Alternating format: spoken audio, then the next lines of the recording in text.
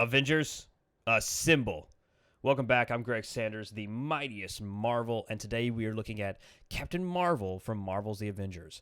This is Carol Danvers' Captain Marvel, and she was first uncovered in our Marvel Avengers data mining from 2020. So we're going way back, so to speak, and we're taking a look at this updated character.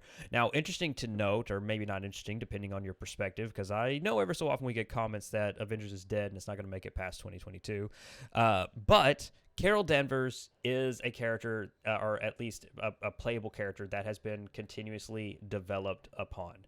She has been built upon since 2020. She has been updated with a regularity that seems to imply that she is coming. Now, previously, we had said that the next three characters, in no particular order, were going to be She-Hulk, Winter Soldier, and Captain Marvel. And that was all based around how far along they are, their roles being cast, and various bits and pieces that could be gleaned from data mining. Taking all of that into effect, with the Winter Soldier's release, that checks off one in that trinity. That leaves She-Hulk and Captain Marvel. The interesting thing about Captain Marvel, as I often speculated, now the data mining doesn't confirm this is my speculation, but the interesting thing about Carol Danvers' Captain Marvel is that she would do amazingly well, and her release would do amazingly well to coincide with the Kree enemy type that it remains in the data mining and has been there since 2020. There are multiple Kree enemy types in the game that have not been used once. And at least in my opinion, it leads me to the belief that, okay, if we have Carol Danvers' Captain Marvel of Kree origin, and we have multiple Kree enemy types, that feels like an expansion on the level of Black Panther. That feels like a big deal.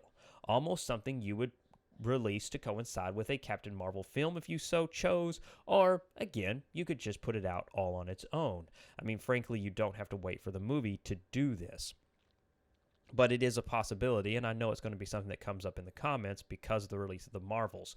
You know, we've seen the question, we've had the question asked, will they wait to release Captain Marvel to coincide with the film? And again, we saw them have a surprise release of a character that wasn't from a 2020, our 2020 data mining in Jane Foster Thor. She dropped right in and was a massive surprise, and her release coincided with the release of Thor: Love and Thunder. It's possible that they could end up waiting. How far along the character is, I don't see why they would, but it's all a matter of perspective, it's all a matter of budget, and it's all a matter of working out business relations with Marvel. Because Crystal Dynamics, they don't get to make these decisions in a vacuum. Everything has to go through Marvel. Literally everything has to go through Marvel. Now, I'm really excited for Carol Danvers to be added to the game, and I'm also excited for the potential of her expansion. I feel like there's more than enough evidence to build to a conclusion. So looking at data mining, it's evidence. It's pieces of information. There's no commentary from the developer, of course. We're just looking at raw, plain data that we interpret to the best of our abilities. Looking at the information we have, looking at Carol Danvers being updated with regularity, looking at the speed with which she's been updated versus other characters in our 2020 data mining, and then looking at Kree enemy types, that feels like one big expansion to me. Now, again, that's just interpretation. I am curious about your thoughts, though. You know, your interpretation of this raw information. With, in your perspective, do you think it's connected? And that might seem like a dumb question because it's like, it's the Kree, it's Captain Marvel, come on. But still, it's a matter of perspective and it's a matter of discussion. Obviously, mine is just one perspective and one interpretation of the information. What's yours? And then, of course, with the release of Carol Danvers' Captain Marvel, because I say with the release, I feel like it's inevitable. I mean, yes, every game shuts down. One day, Marvel's Avengers will end. I still think we'll get Carol Danvers before that time comes, of course. But looking at that perspective, for you, what are must-haves for Carol Danvers?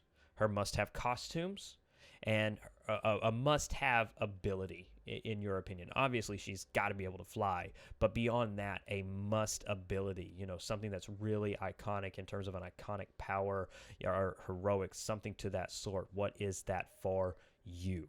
I look forward to continuing this conversation with all of you, and thank you so much for watching.